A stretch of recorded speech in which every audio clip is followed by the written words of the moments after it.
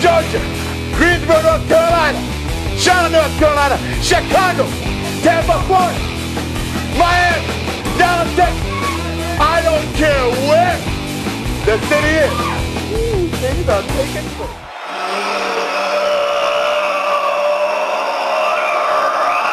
Ladies and gentlemen, welcome back once again. It's the weekly Pro Wrestling Rush. Matt Shadis joining me today. I'm your host, Jeff Jaros, as always.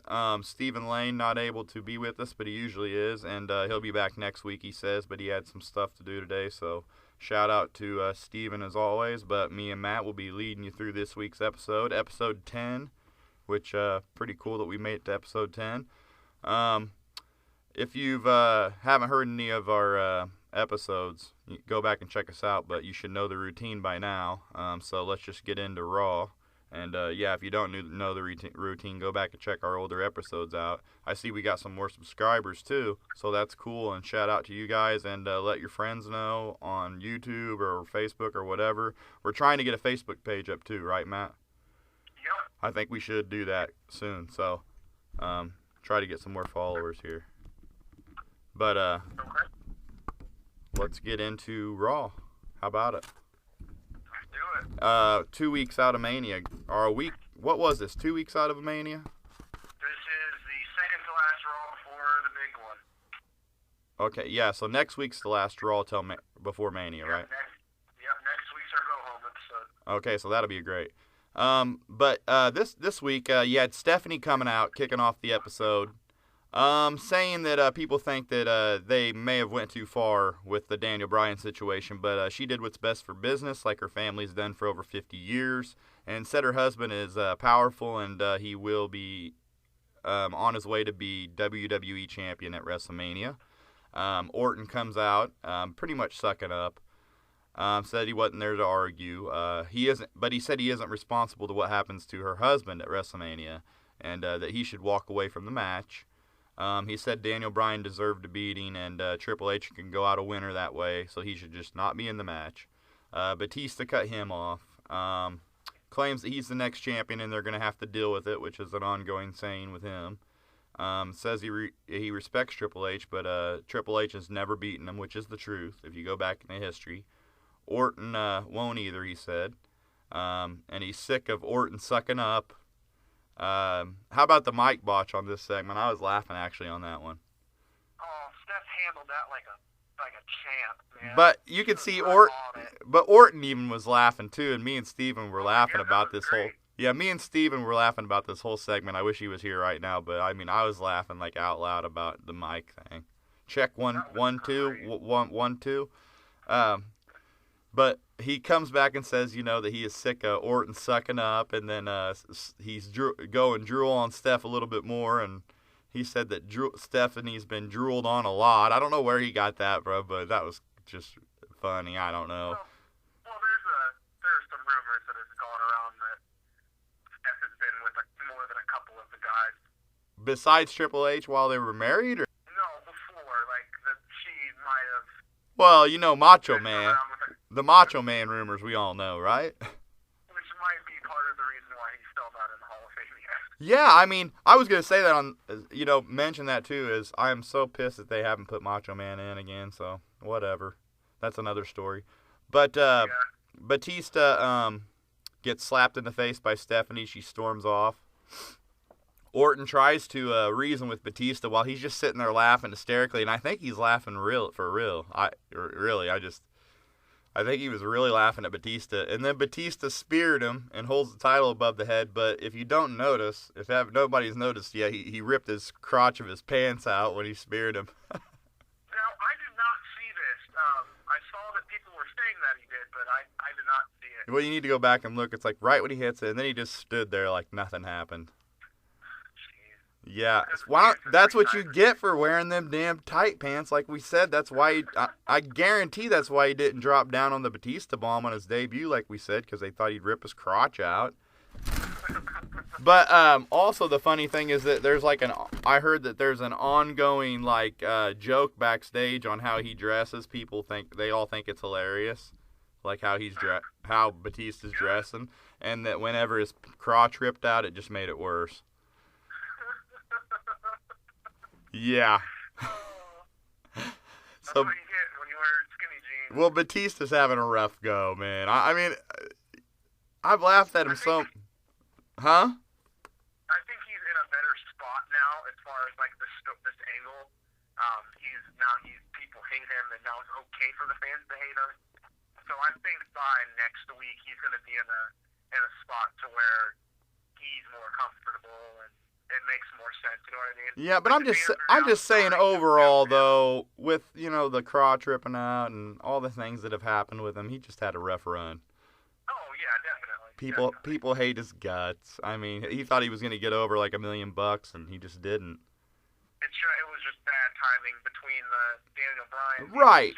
super hot and him coming in and taking something from Daniel. It's just all kind of... You can't come in whenever you got a guy as hot as Daniel Bryan and think you're going to be the top guy. Right. And win the Royal Rumble, nonetheless, that week. Right. And that goes back to, I mean, if his return wouldn't have been spoiled... Well, that booking decision of having him win the Rumble was bad, in my opinion. I think if his return hadn't been spoiled and we knew he was coming, so they had to start advertising him as coming, I think the win at the Royal Rumble, if he was going to be a surprise entrant... That would have been better, yeah. If they would have made him a surprise guy and not even let us know, maybe until the night of the pay-per-view that he was coming back or something like that he may show up. That would have been better. I think it all just kind of ruined it. So, just horrible booking was what it was. Yeah. Oh, and he had a new T-shirt, I must say. Yeah. He's got a shirt. Not the best. I saw he's got a shirt, which I'm laughing about because I said, why doesn't he have a shirt yet? And now he's got one. Yeah, now he's got one. Okay, so I had this mic. I mentioned he getting mocked backstage and everything. So I guess we can move on to the next segment. It was the number one contender IC title fatal 4-way, which this is significant to me because Christian won after the kill switch on Ziggler. But the problem is this was a really good match, I thought, with really good wrestling, and I was glad Christian won and wanted to see him go on to win the IC title. But now he's injured, man. Concussion, right. And then there are even talks of him retiring now. And, man, I'm so sad to see that happen because I thought he was having a hell of a run. Having a nice little feud there with Sheamus. Yeah, and it looked like It looked like they were going to shift away from the Sheamus feud, too, I was going to note, with him going into this IC title hunt. And it wouldn't have surprised me to see him beat Biggie for the IC and go into Mania with it. Just to have a marquee name on the card with the IC belt. And they do not have an IC title or a U.S. title match at Mania booked. So...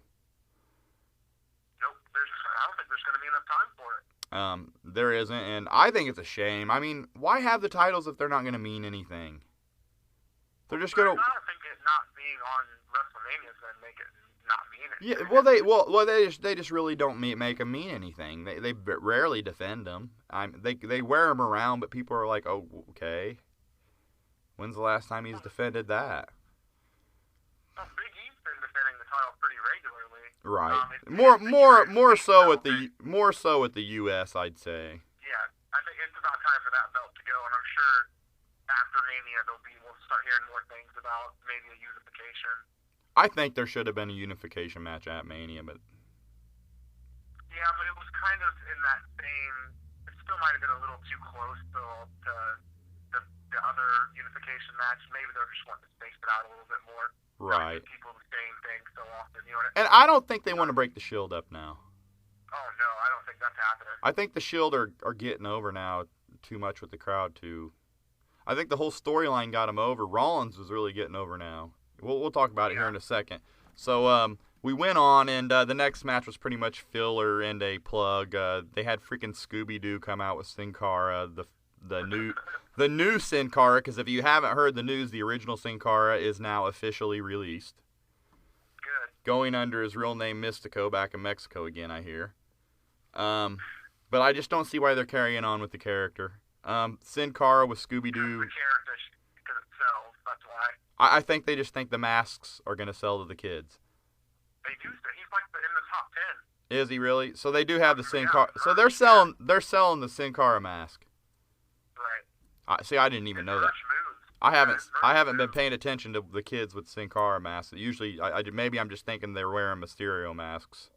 Cara hit the senton for the win, but it was just pretty much a plug for the Scooby-Doo movie. It wasn't anything special, in my opinion. Kind of lame. Yeah, poor Sandow. Yeah, Sandow just buried. He's gonna be in that damn Battle Royal, isn't he? Yeah, I think so. But man, what a joke it was. He goes from Money in the Bank. He goes to the first guy to never even cash in the Money in the Bank, let alone never win the title. Now you got him in a spot where he's just getting jobbed out to Sin Cara with Scooby-Doo. He cashed it in, didn't he? Yeah, but he was the first guy to never win the belt. No, Cena was. Okay. Cena cashed it in and lost. Well, I may be Sandow cashed it in like 8 months later. You may be mistaken, but we'll have to look in on that. I think Sandow was the first guy to never win on his Money in the Bank cash in. No, remember? Because Cena did it that like 2 weeks later at the Raw 1000 when he told Punk he was going to challenge him. Okay. I don't know. I always thought Sandow was the first, so I must have blinked and missed that one. I'm about 99% sure that. We'll check it out and maybe mention it the next episode. How about next match? Los Matadors with El Torito took on Rybaxel, which Rybaxel goes in and sweeps a tag team title match at Mania. Yeah, I fast forwarded through this one.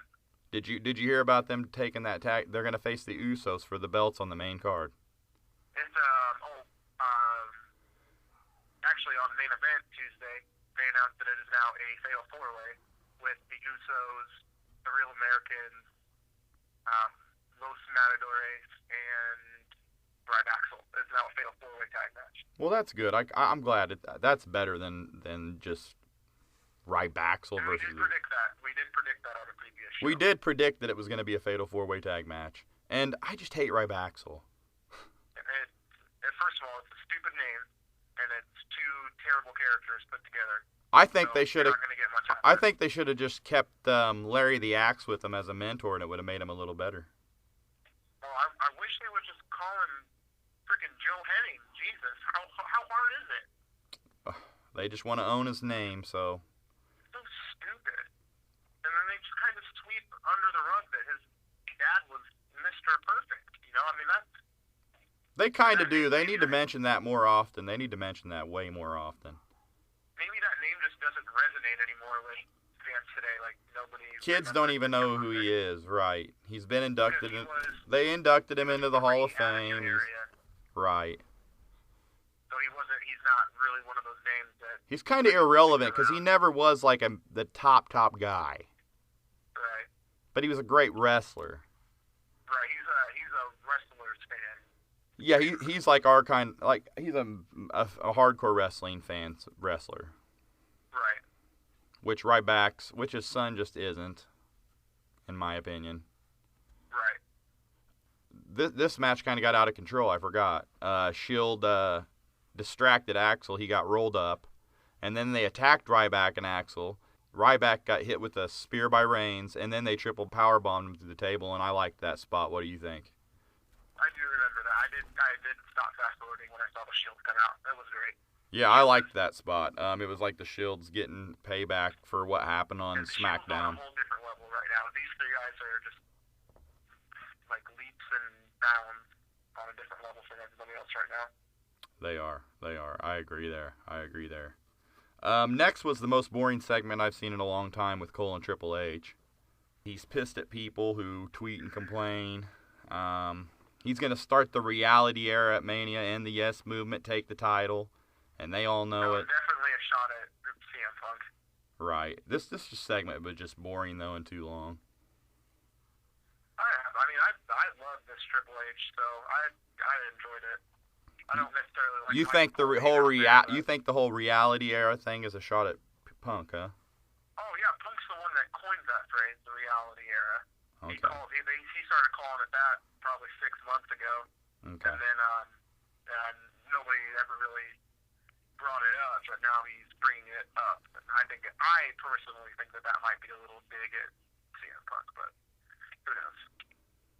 Yeah, I could see it being a dig at him. I've heard he has no contact with anybody backstage or any of his friends, and bottom line is we won't see him back.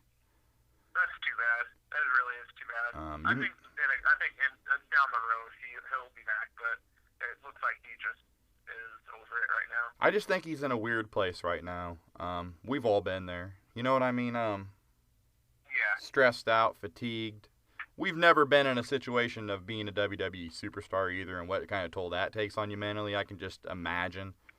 I mean, They didn't really have anything for him at WrestleMania, so... Well, they had Triple H for him, and he thought that was a demotion on the card, and... After having one of the best matches of all time last year, yeah, I would be a little upset that you're moving me down the card. I think Triple H, anybody with Triple H on the card is not going to be down on the card, in my opinion. Triple H is not. He's a main eventer. Whether your main match, but Punk's thing is that he got to number 2, he could never get past Cena as number 1 face. And I just and I think he wanted to be that number 1 guy. Well, he wanted the belt. I mean, you look at. He wanted to be the top. With the Undertaker, he wrestles probably the best performer in the history of the business. Has a great match, a 5-star match. He then jobs out to Brock, or no, he wrestles Brock. Had a great match with Brock. No, not a great match at all. But the build-up was good. Yeah, but then, I mean, it's a step backwards. You're going from a match that's better than the title match at WrestleMania. I'm just saying the guy... A match with Triple H. I agree with you there, but I'm saying the guy was on top of his game still, man. And they just treated him like... They had this whole thing going about Daniel Bryan being the face of the company. What about Punk? I would have been okay with Punk. You know, that's what I'm saying about that whole storyline, and I think he's ticked off because it's like, what about me? What about my contribution, my longest title reign in the last 20 years or whatever that he had? I can't remember. I mean... And then they were going to give him Triple H in a who gives a shit match. Right, and not put him... And I really do think it's a dig at him, too, putting Bryan in the triple threat. Just showing Punk that, oh, look, you could have been there, too. See, we were going to do this. Triple H said that, like, quote, on Raw, says, this could have been you, and just, like, little subtle jabs for the diehard fans. That Did he say that on Raw this week? Yeah. Because I didn't even pay close attention to this segment because I just hate it when Triple H comes out there and just shoots those 30, 40-minute promos. It makes me think of back whenever he was in Evolution, and it was just like, oh, shut up already. He had some great lines, man. I'm going to have to go back and watch it. I just thought it was too long. Like, I'm sick of everybody complaining and, oh, this is too Yeah, I got all those parts. Getting mad and then taking their ball and going home. Right. He's sick. He's going to start the reality era and the Yes movement. He's going to take the title. I saw all that, yeah. So you're going to wish you were here because this could have been you. Things like that. I just think he could have got to the point quicker, in my opinion, maybe. I mean, I don't think it was a terrible... I mean, what he had to say was good and relevant and everything and to the point, but I just think it just took up some airtime from some in-ring action that we could have seen or something.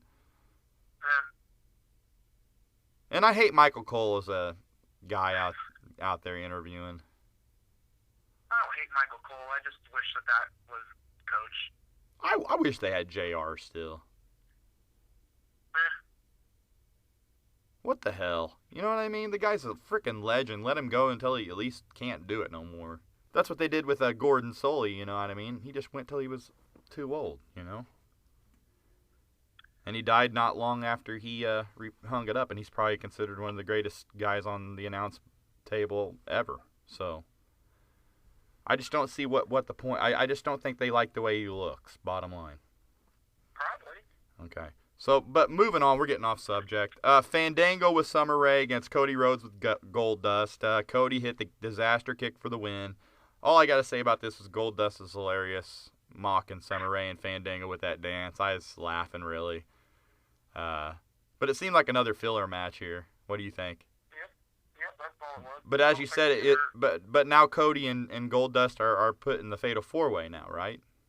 Right.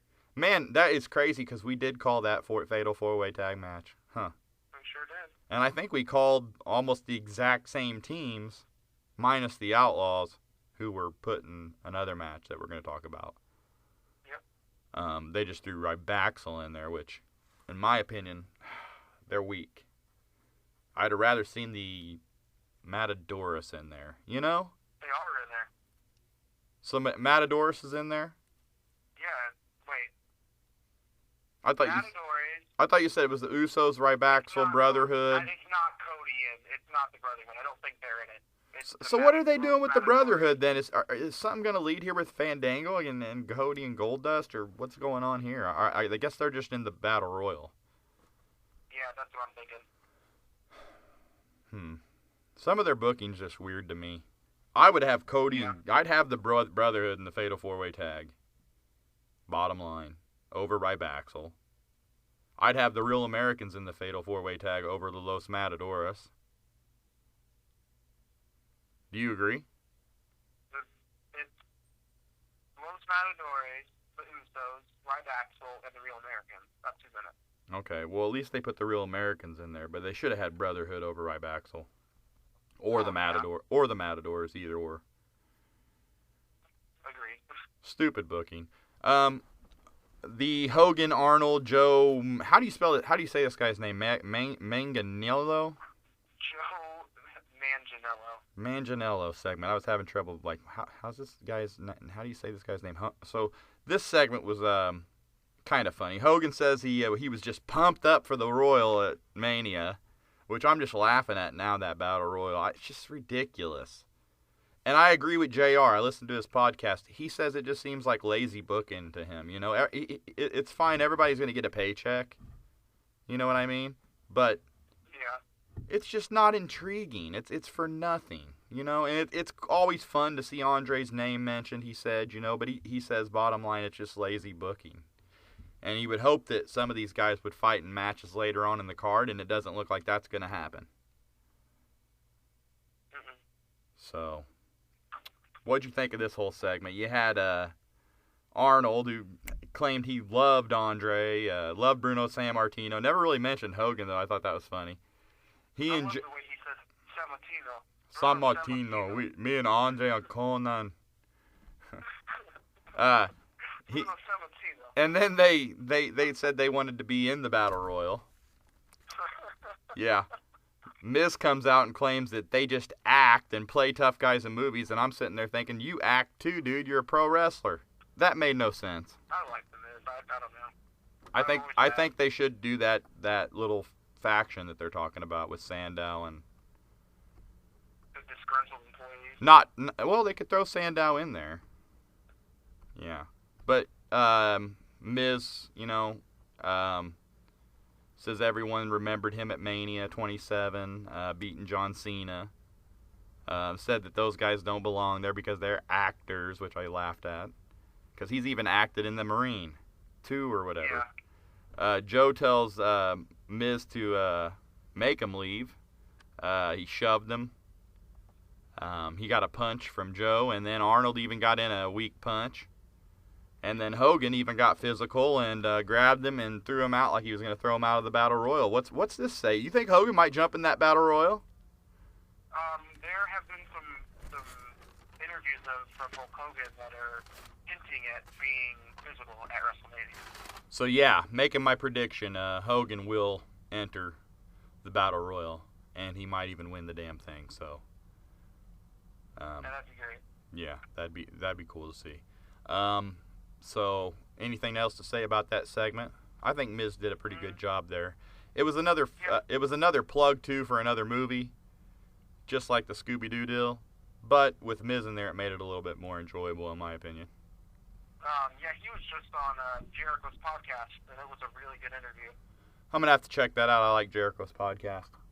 Yeah, you should check that one out. It was a really, really good interview with the Miz. I love JR, Stone Cold, and I'm just gonna plug all three of those right now. I love them all. Yeah, those are all three. Big ups to all three of those guys. I mean, if you ever listen or come along any of our episodes in the future, that I'm fans of all three of them guys just because of their podcasts, and I'd love for any of them to come on and talk to us. That's pretty sweet. Austin just did an interview with Cena and Big Show separately, but the Cena interview was great. I've heard parts of I've heard parts of both of them actually on YouTube clips. So yeah, I've hunted around and found some clips from them too. So those are cool. Speaking of the Big Show, he fought Titus O'Neil, spear and a knockout for the win over Titus, and I'm thinking, wow, really?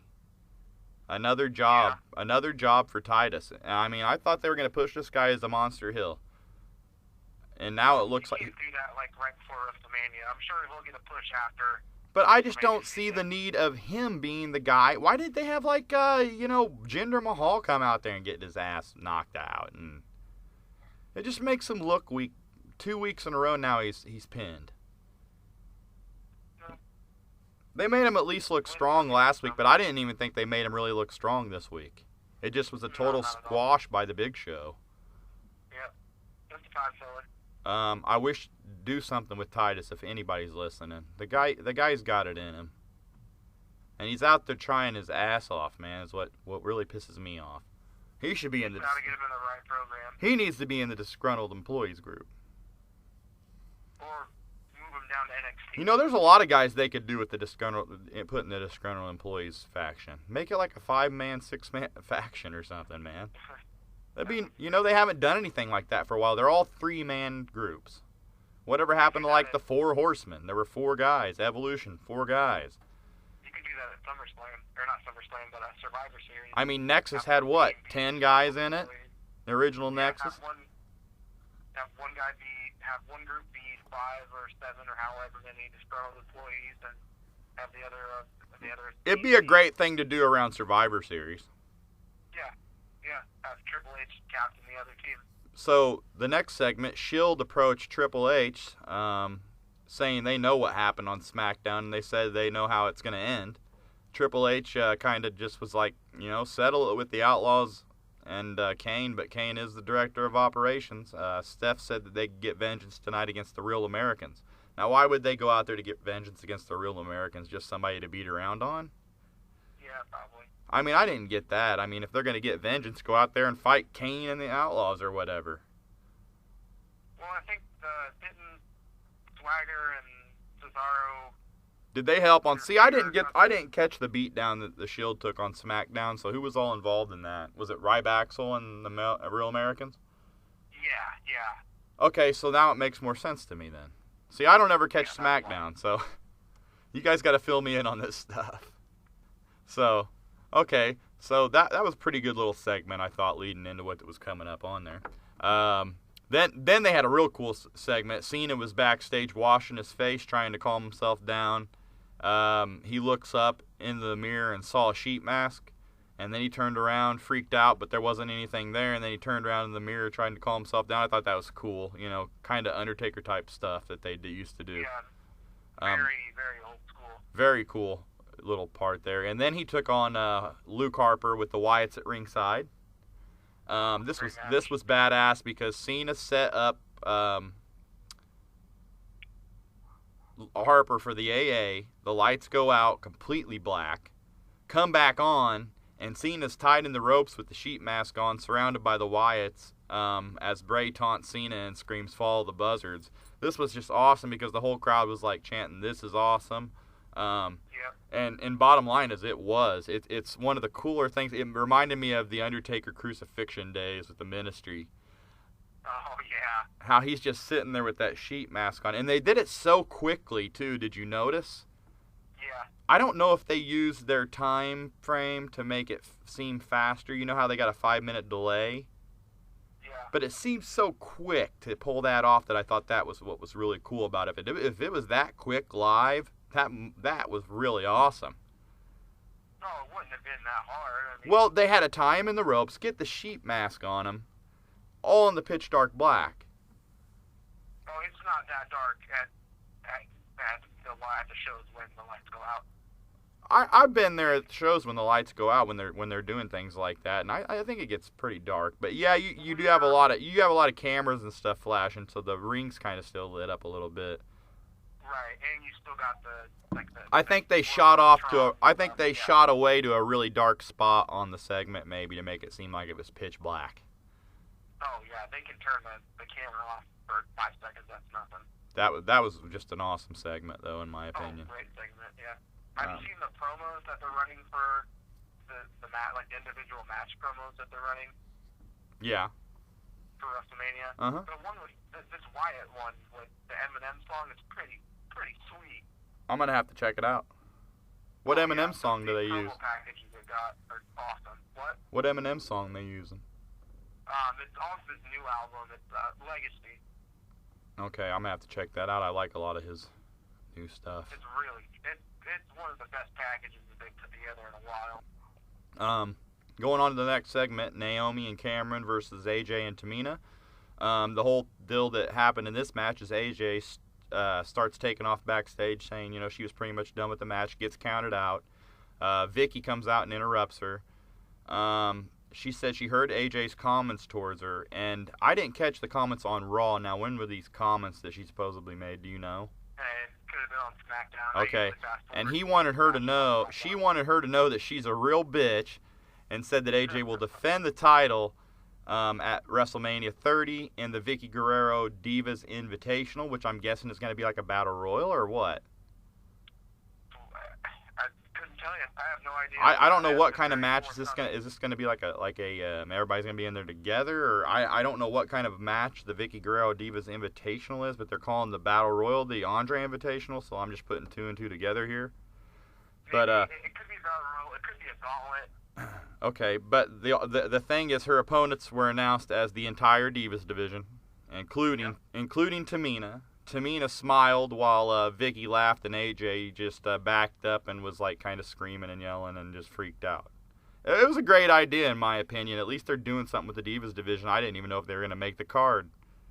Yeah, it looks like they're trying to get absolutely everybody onto WrestleMania. Well, here's the thing. I was thinking too. All those divas are going to get a paycheck, which in the bottom line, that Mania paycheck means a lot to those guys, and I just think.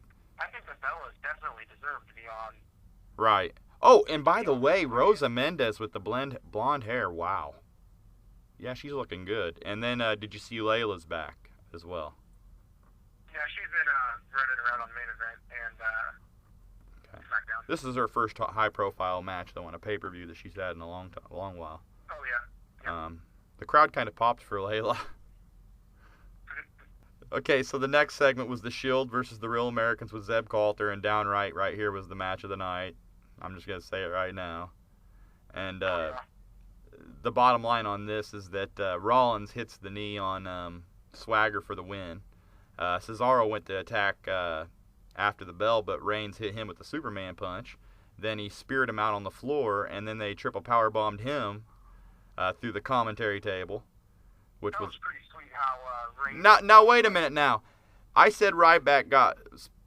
Did he get slammed through the commentary table, too? No, I think you got that mistaken with Cesaro. Okay, yeah, I mistake that with Cesaro. Sorry, everybody, I messed up. Ryback was just triple power bombed. I might have said through the announce table on it, though. I don't remember now. But that is a mess up.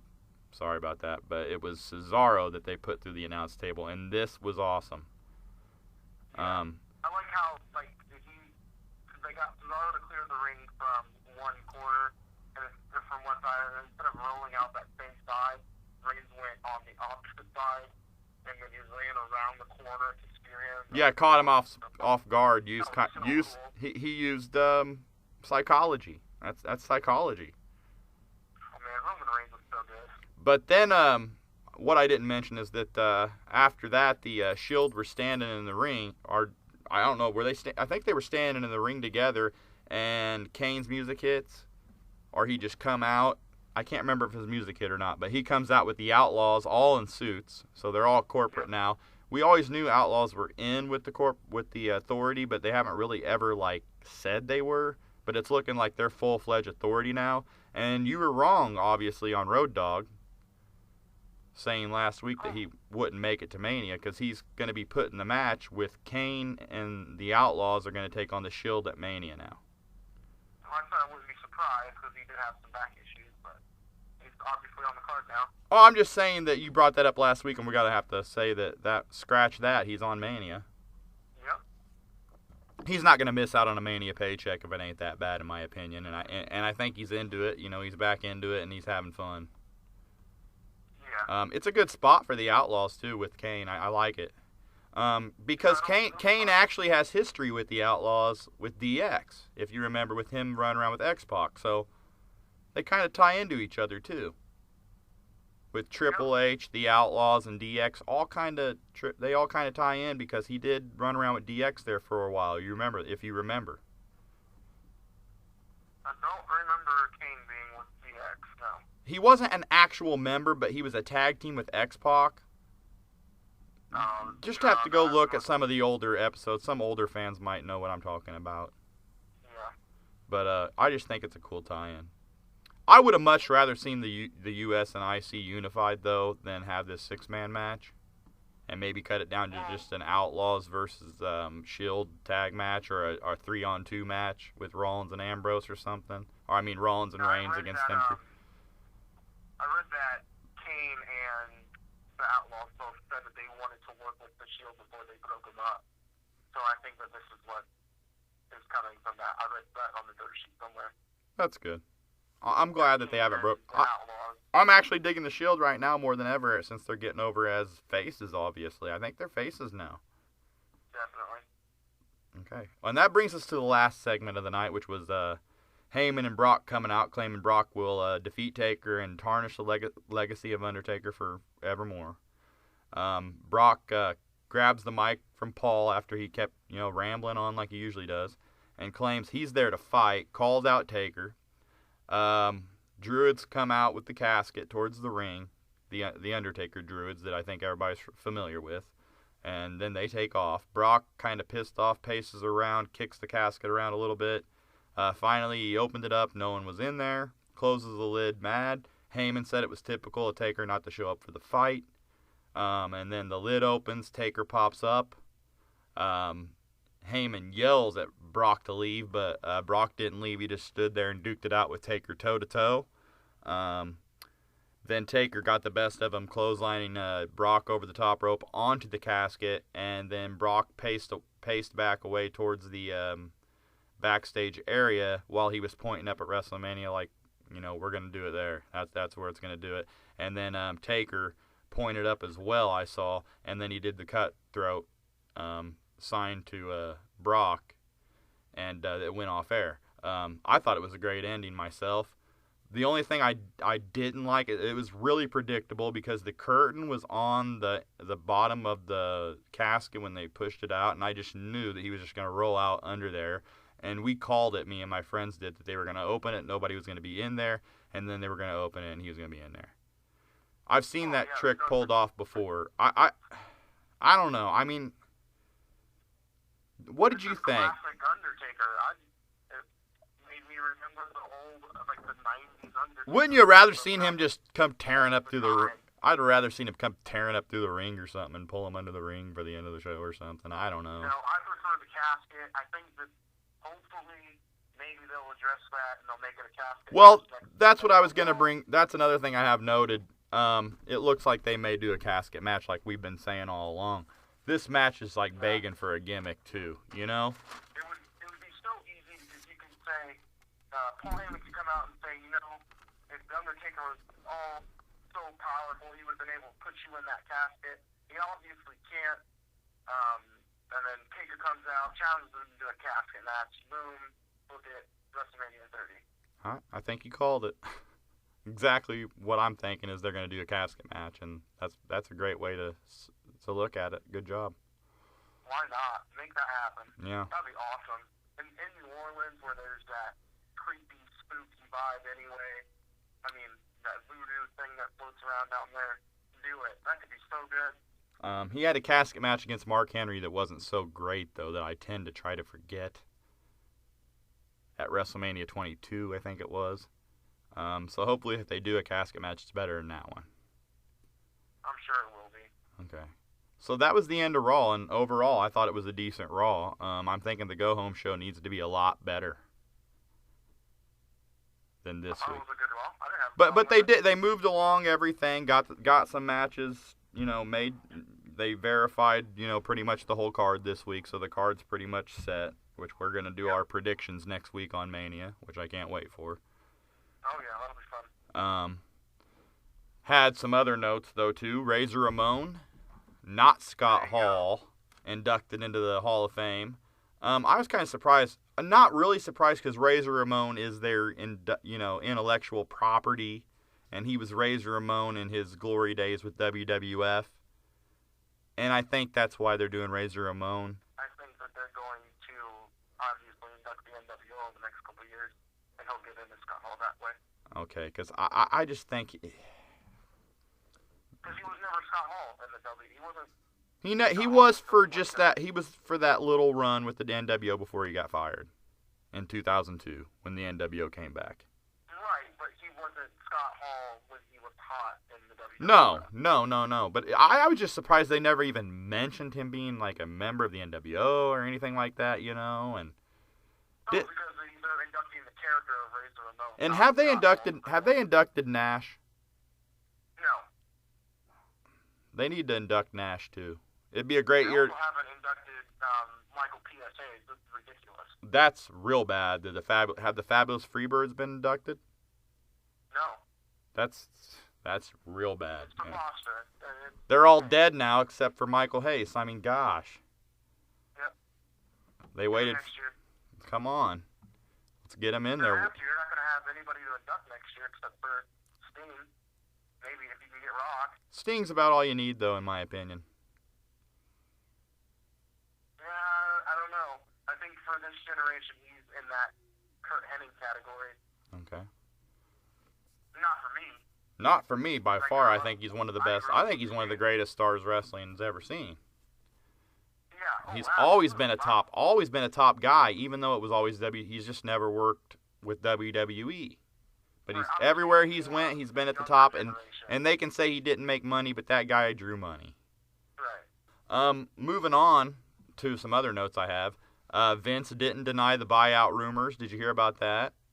Yes, I did. In Forbes' interview, he said that Uncle Sam's the guy who gets the last say, and he gets the benefit in the long run. So, and I think the stock even took a hit after he did this. So, I wouldn't be surprised to see somebody buy them out in the future here.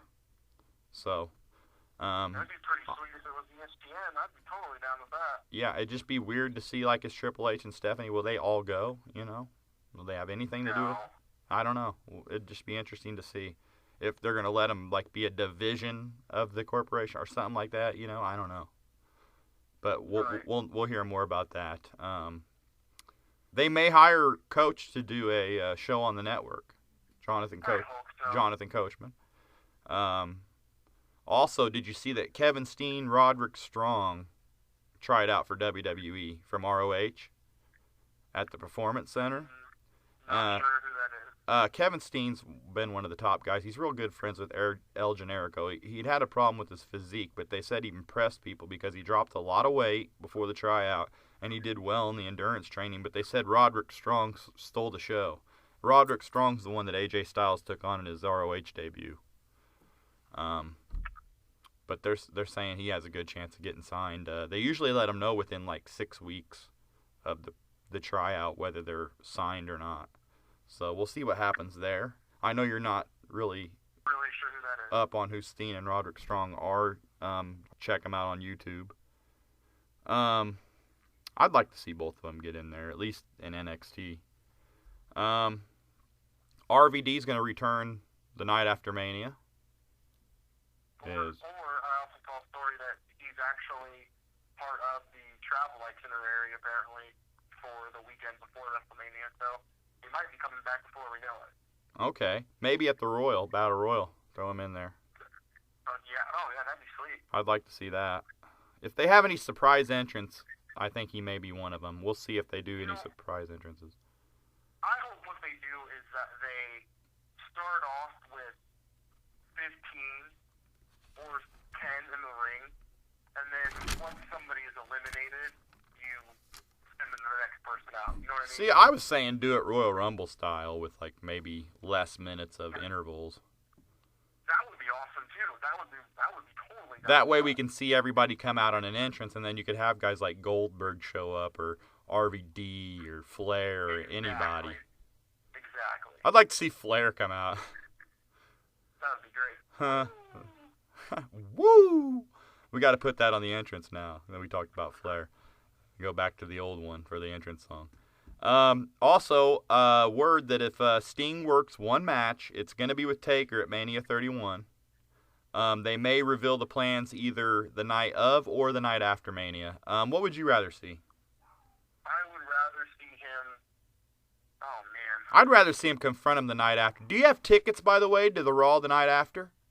Oh, absolutely. So when you're there, you get to see the Raw the next night. So you're going to get to see Sting no matter what if he debuts then. Oh yeah. So, and that is off the dirt sheet. So if Sting don't debut, don't blame me, because I'm going strictly. I haven't even heard that he's officially signed with WWE. I think they're trying to keep it a big secret. I don't know. I hope that they do it at WrestleMania because I think he deserves it. Is he officially signed? Have you heard?